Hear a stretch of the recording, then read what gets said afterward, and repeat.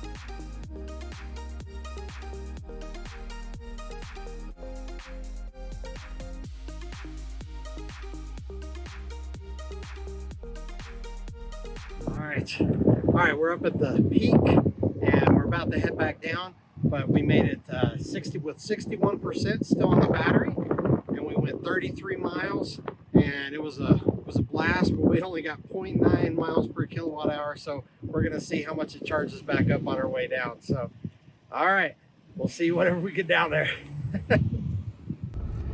All right, we are heading down the mountain now. We are gonna try sport mode first because it uses an average amount of regen, and then we might even try one pedal drive to see if we need to do that. The interesting thing is though, it went from 61% to 57% just leaving the top of the mountain. I just thought that was kind of interesting. I wanted to point that out. We're gonna see if this sport mode works for us. And I'm having to apply the brake a little bit, but it's going to be using the regenerative braking mostly whenever I'm applying the brake. So anyways, all right, we'll just keep checking in and see how sport mode does. So we have switched into one pedal drive, and I want to show you now. I am letting off of the accelerator and it almost comes to a complete stop.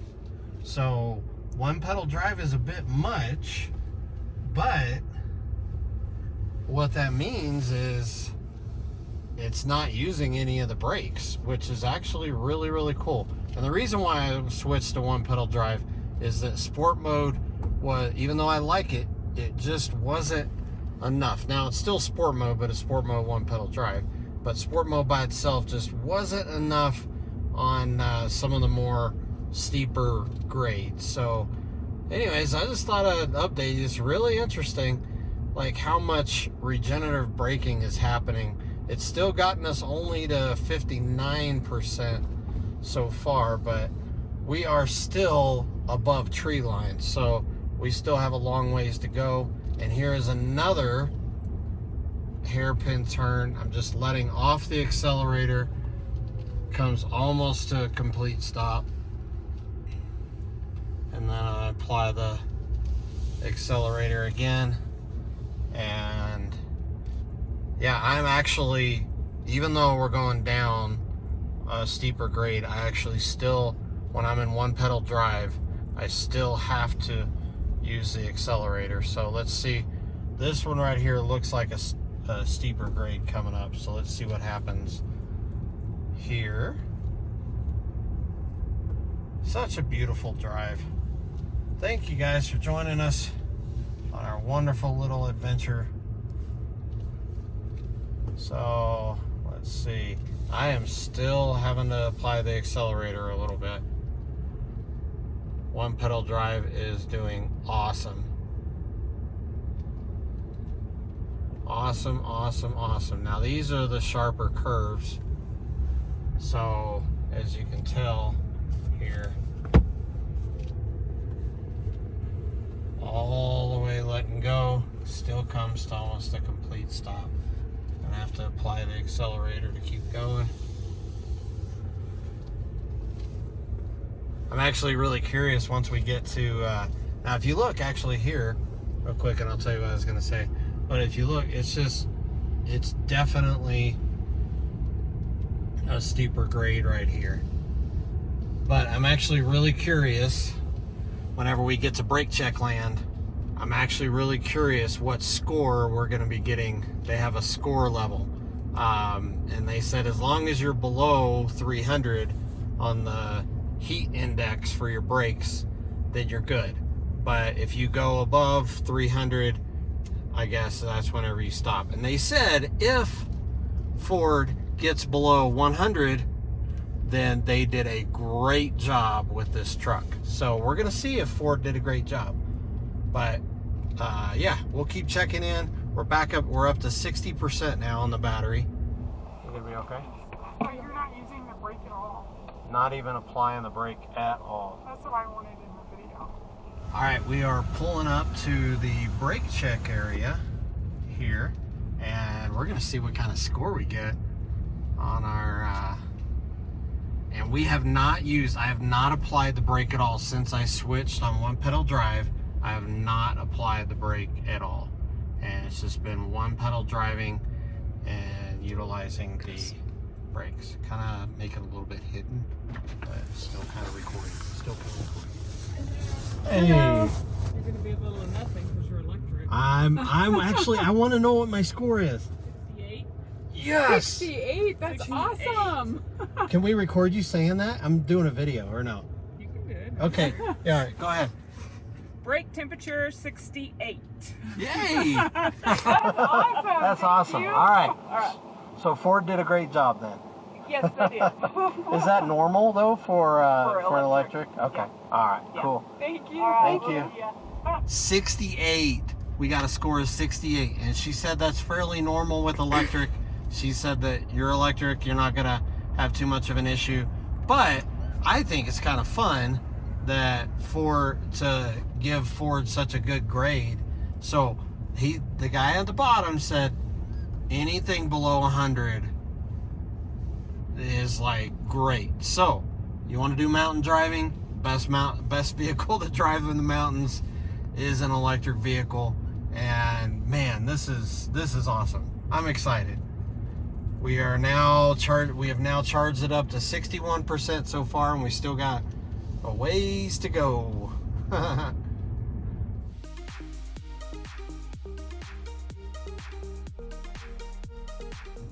Alright, we finished our little trek up the mountain and back down, and we ended up with, we're at 67% now, and we got 2.7 miles per kilowatt hour for going almost about 60 miles. So I don't think that's that bad. We started at 89%, so it did use up more battery than it actually charged.